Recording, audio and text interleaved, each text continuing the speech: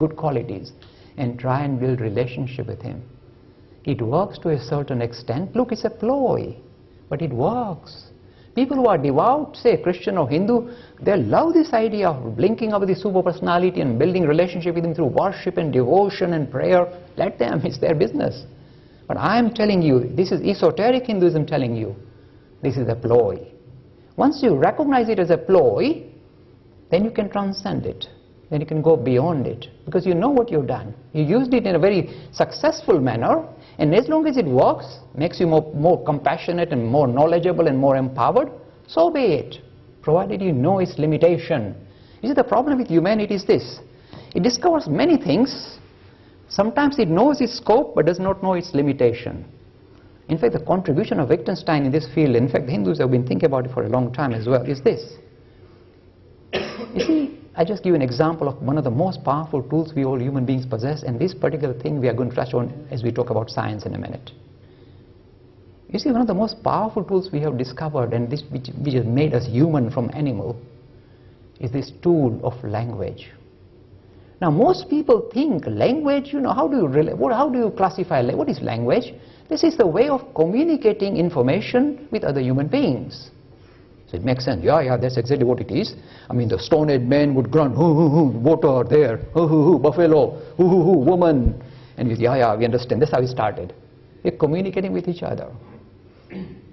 But the deeper idea of language is not only the tool with which we communicate with other human beings, it is the tool with which we communicate with ourselves. Try and think of anything without a string of words appearing. Without it, you can't. So the words and language are not merely a tool to communicate with others. It's a way of communicating with yourself. To understand the nature of reality, we need this string of words. In fact, the more elaborate your language, the more elaborate your vocabulary, the more, the vaster, the bigger your vocabulary, the more subtle grasp you can have of reality. This is how humanity progresses. So the scope of your language dictates your ability to relate to reality. And you may think, we are studying physics here, why is it bringing language in it? You use it, that all of you use it, we use it. When you get all these scribbles of this psi square and x square and chi square and pi square, this is nothing but highly elaborate language suited to the needs of science. It's a language. All these scribbles are a way of doing mental gymnastics, which you could not have done without all this symbolism and all these strings. That's why all your blackboards are covered up with all this chalk, and all your professors are covered in chalk. They're using the language of science, language. But we sometimes forget to recognize and acknowledge that it doesn't only have a scope, it has limitation. And this is what we'll touch on when I talk about the second part, about the ploy of science in a minute. But I'm still attacking the ploy of religion. This idea of monotheism. We need to move away from it. Look, the moment you tell a serious person of any religion that despite this ploy being very useful, there is no one super personality sitting there, in contrast to another super personality sitting in another religion. These are both ploys. That's why there are many different cultures, different societies have created different ploys. That doesn't mean there are many gods. There are many ways to relate to spirituality. And that is, once you recognize it, then what appeared as an issue between religions fighting in the name of religion disappears immediately. This idea is promoted in the Hindu religion as religious pluralism. Not many gods, not many religions, many ways to relate to the idea of the spirit, something deeper about our essential nature.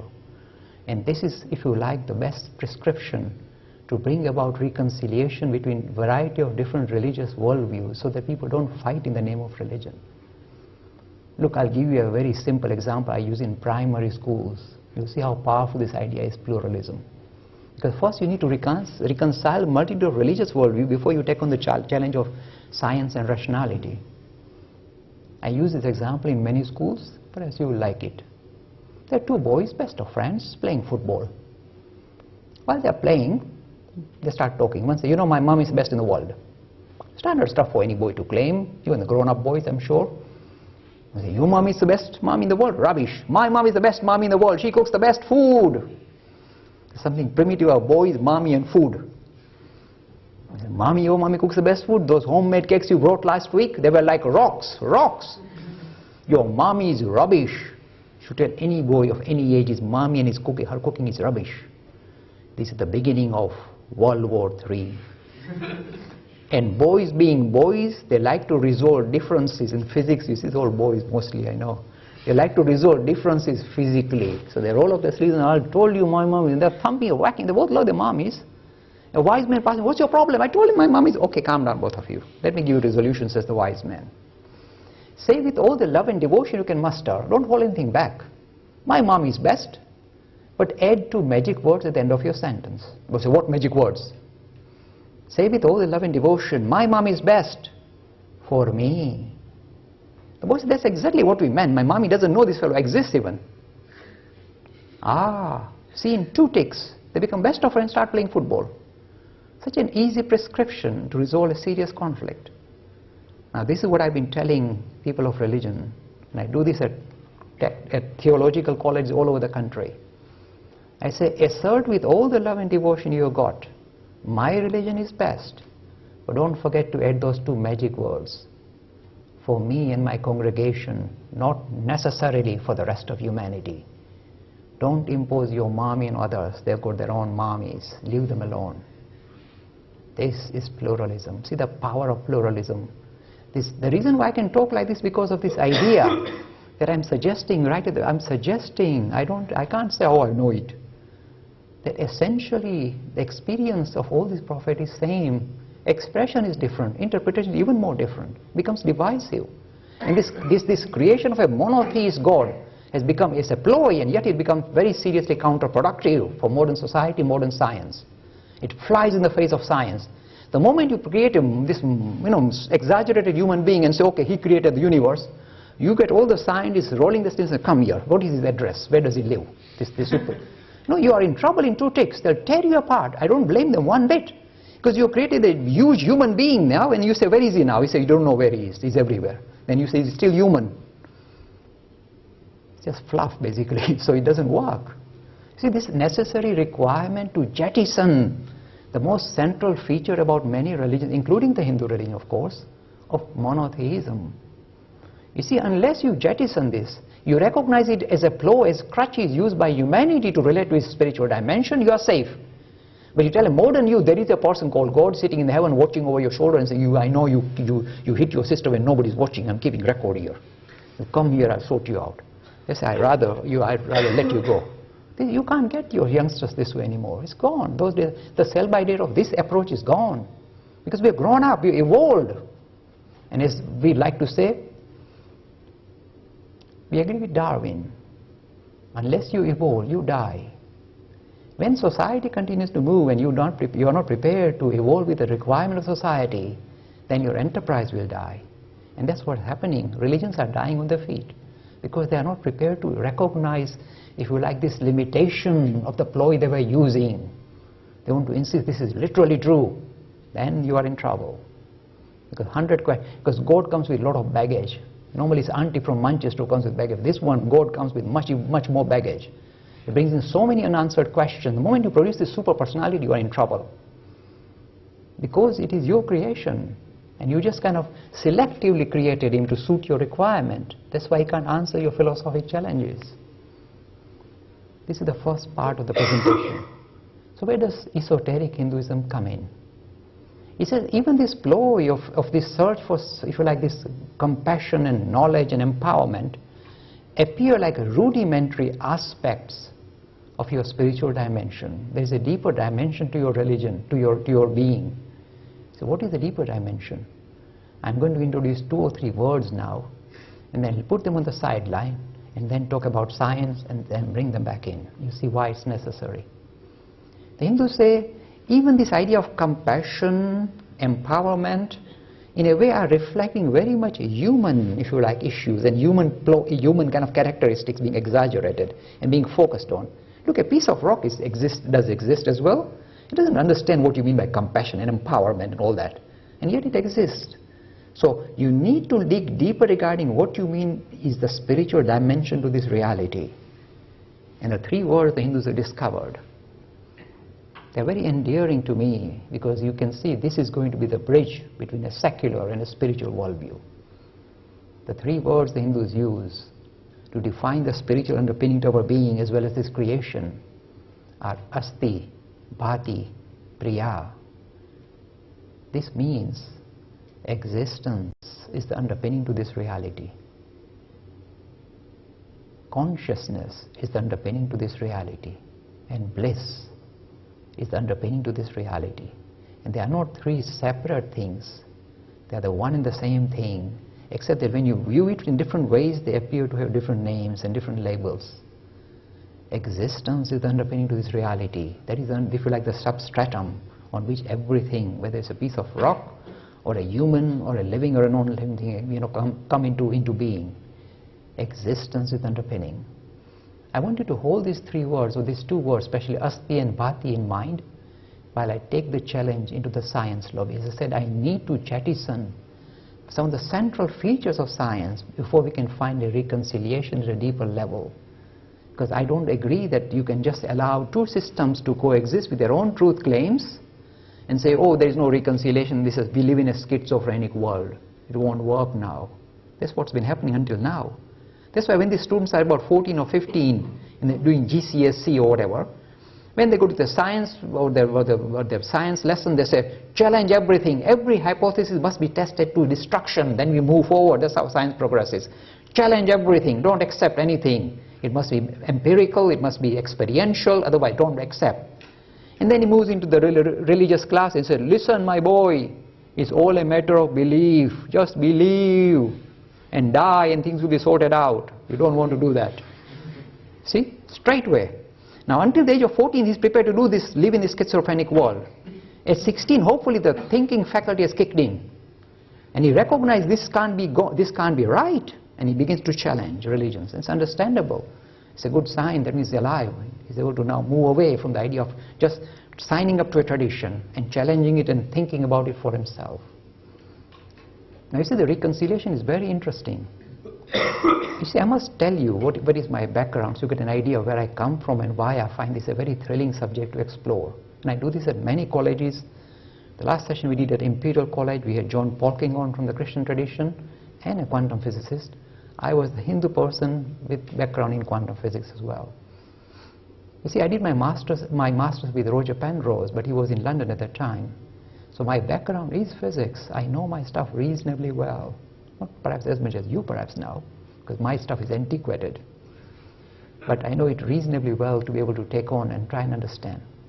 Now, when you look at science, you may think science is doing so hunky-dory. Everything is going very well for science. Things are working out so well.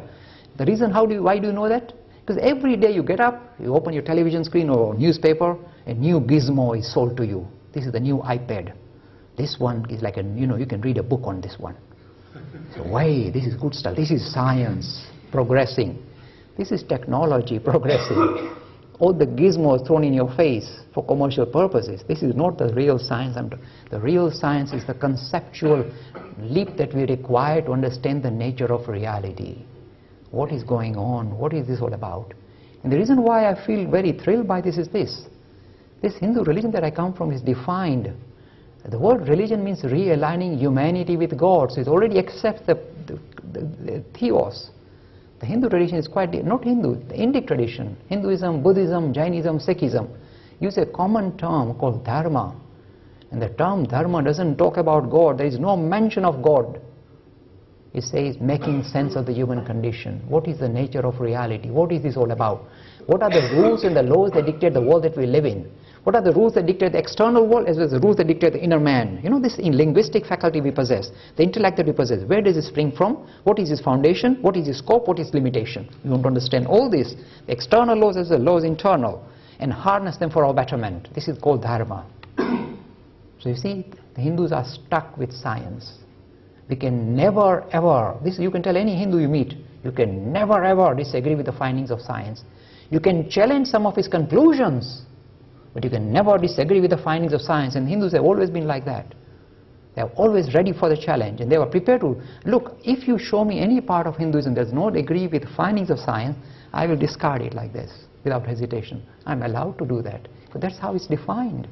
It must continue to play ball with science, not some of the conclusions the scientists want to shove down our throat, but its findings. So for example, the Hindus have no, or the Indic religions, the four Indic have no problem with evolution.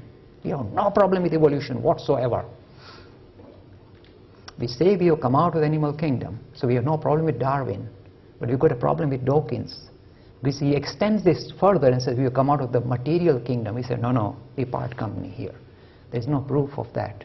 There's something very different about living things which cannot be an extension of the material kingdom. So this is where we part. But you see, we have no problem with Darwin and evolution. We don't believe in theory of creation, we believe in theory of evolution. Let me just touch on this idea of the Big Bang Theory, and you might be very interested in what is going on. Recently there was a Horizon program. I think Roger Penrose was also interviewed regarding the Big Bang Theory. And you see, this is what we're discovering. Science, pure science, seems to be struggling. Instead of becoming convergent as it used to, it is becoming divergent. And as you are going to find out in your physics classes, what appear to be a very focused enterprise, kind of taking us closer and closer to the, if you like, the end product. The four forces and the the elementary particles, the kind of basic elementary particle in the standard model, things seem to have been converging, and suddenly the whole thing is diverged in a dramatic manner in the last 50 years. To what extent has it diverged? Surely you know by now. Now, you see, you have to fumble about in 11 dimension space-time, and of course you get lost in that. Because when you have 11 dimension space-time, there are infinite variations available for you, infinite variations. So there are infinite theories which can operate in 11 dimension space-time because you opened up the doorway. So anything is possible there. So if you go into 11 dimension space-time in order for you to reconcile gravitation with quantum, I don't think that's an elegant theory. If you go to 12 dimension, you can get Harry Potter. You see, this is my question, this is my issue. Science, it's not prepared to accept, but it's at the moment the theoretical sciences are struggling. The zoo particle is growing and it seems to be completely out of hand. You've got gluons and you've got this and that, and you've got no end of, I mean, if you don't get a headache, I don't know what else will give you a headache. I've got paracetamol, by the way. But this is what's happening. Look, I'm making light of a serious issue. There is divergence. That's why, when I looked at this Horizon program, which is just recorded recently, there were about half a dozen different scientists giving different versions about the Big Bang Theory. They can't agree on anything now. As many scientists, that many visions of world, visions of worldviews. So you see, there's a divergence state. This is seriously worrying, and it is necessary to bring about a convergence in science too. And why does this happen? Like, why are we struggling? Let me tell you why we are struggling. What is the flaw in science that too need to be jettisoned? And I've done a big article on this, and I go into the lion's den. This article saying, really meaning challenging the paradigm of materialism, means matter is underpinning to this reality. Matter is the primary building block of everything we see, including ourselves. Is, if you like, a paradigm in which science has been operating very successfully for the last 2,000 years. And I wrote an article with the New Humanist magazine, an atheistic magazine, happily published, saying, Jason, very interesting article, we want to publish it. What am I saying and what is going on?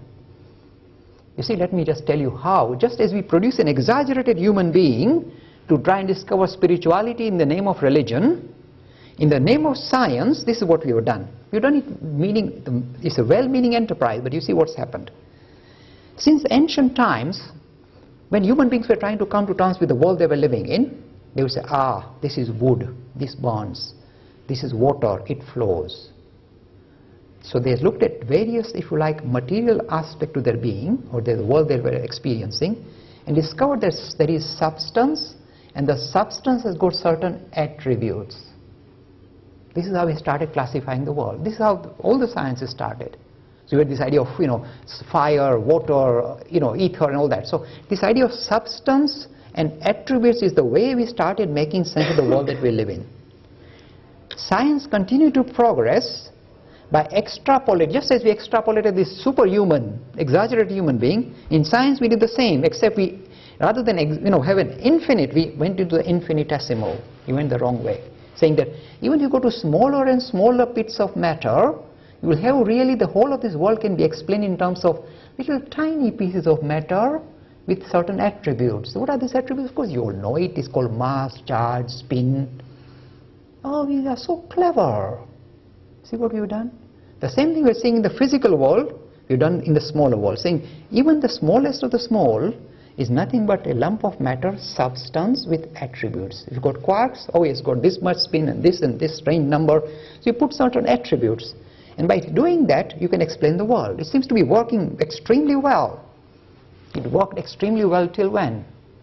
Till the 1920s and the discovery of quantum. You see, the reason why most physicists will run away when you ask